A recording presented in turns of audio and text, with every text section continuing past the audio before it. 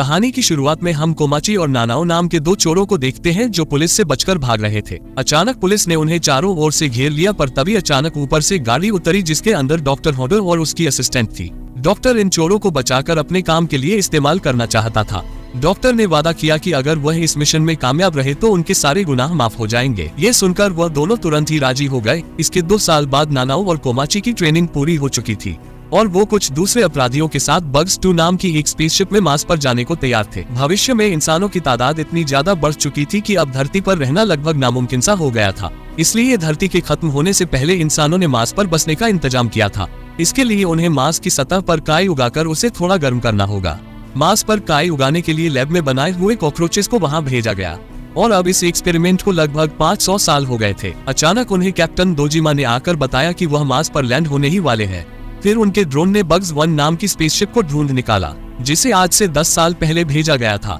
इसके बाद सभी ग्रुप्स मार्स की सतह पर मरे हुए कॉकरोचेस को ढूंढने लगे। तब जीनो और मारिया ने देखा कि काई पर तो कहीं भी कॉकरोच थे ही नहीं। फिर चलते चलते अचानक उनके सामने 3 अजीबोगरीब जानवर आए, जिन्हें देखते ही वह दोनों तुरंत एक पत्थर के पीछे छिप गए।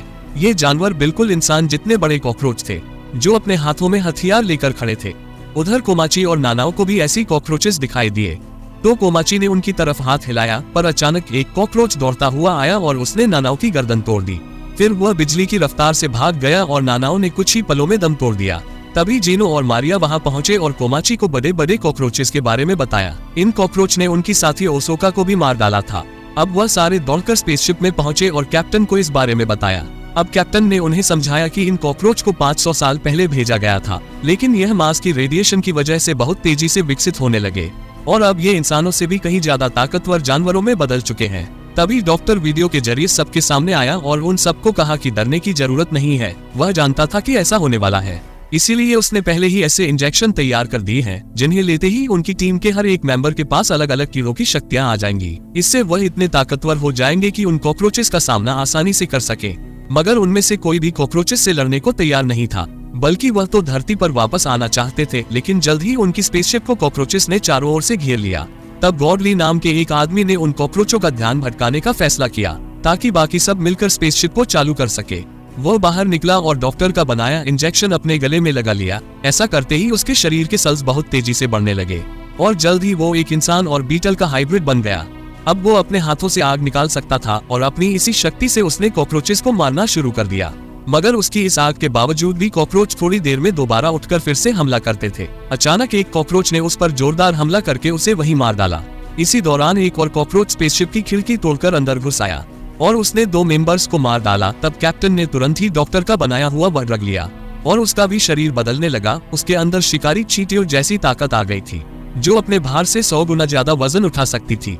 कैप्टन ने उस कॉकरोच को उठाया और एक ही झटके में उसका काम तमाम कर दिया। पूरी टीम बहुत खुश हुई, पर तभी उन्होंने देखा कि कॉकरोच की पूरी फौज उनकी ओर बढ़ रही थी। इतने कॉकरोचों का मुकाबला तो वह कैसे कर पाते, इसीलिए उन्होंने वापस जाने का सोचा। पर जैसे ही न्यूटनेट ने शिप को चालू करने की कोशिश की तो इंजन खराब हो गया और पूरा सिस्टम बंद। ऐसा लग रहा था जैसे किसी ने जानबूझकर शिप को खराब किया हो।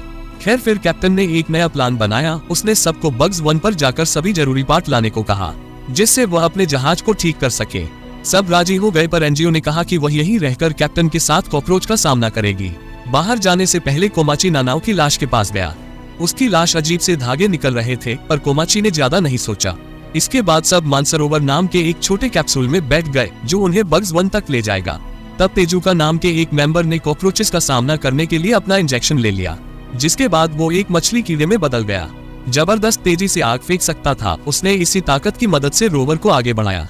उधर कैप्टन अपनी पूरी जान लगाकर कॉकरोचेस का मुकाबला कर रहा था और उनकी संख्या लाखों में थी। तब उसने तुरंत कंट्रोल रूम में जाकर ऑक्सीजन की सप्लाई रोक दी ताकि सभी कॉकरोचेस का दम घुटने लगे। ये तरकीब कामयाब रही और जल्द ही कॉकरोचेस बेहोश होकर गिरने लगे। लेकिन इसी के साथ कैप्टन और एनजीओ की भी हालत खराब हो गई और वो दोनों भी बेहोश हो गए। वहीं दूसरी ओर रोवर टीम ने देखा कि करोड़ों की तादाद में कॉकरोचेस उन पर हमला करने के लिए आगे बढ़ रहे थे।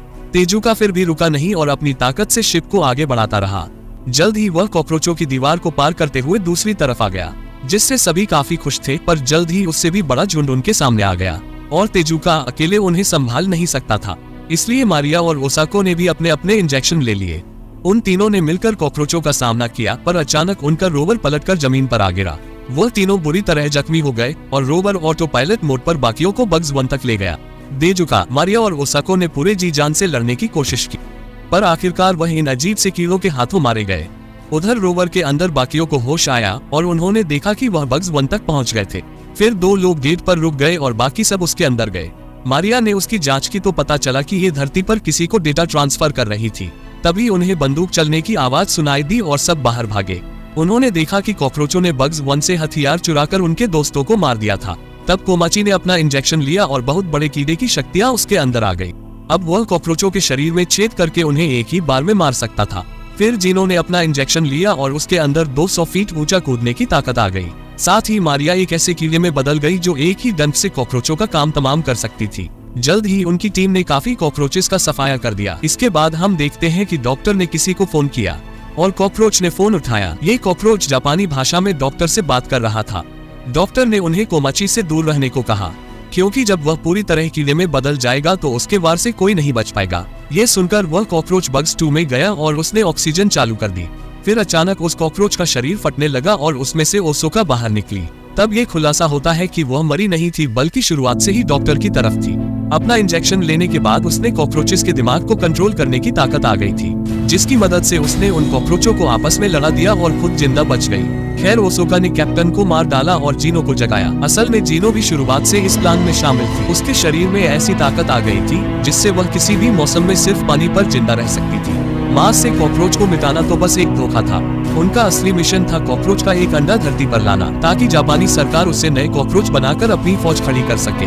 अब जीनो और ओसोका अंडा लेकर शिप में निकल पड़े, पर अचानक अंडा रास्ते में ही टूटने लगा और उसमें से 2 विकसित कॉकरोच बाहर आए और ओसोका ने अपने दिमाग से उन्हें कंट्रोल करने की कोशिश की। मगर ये 2 नए कॉकरोच तो और भी ज्यादा ताकतवर थे। उन्होंने जल्द ही ओसोका को मार डाला और फिर अपनी जाति को मदद के लिए बुलाया।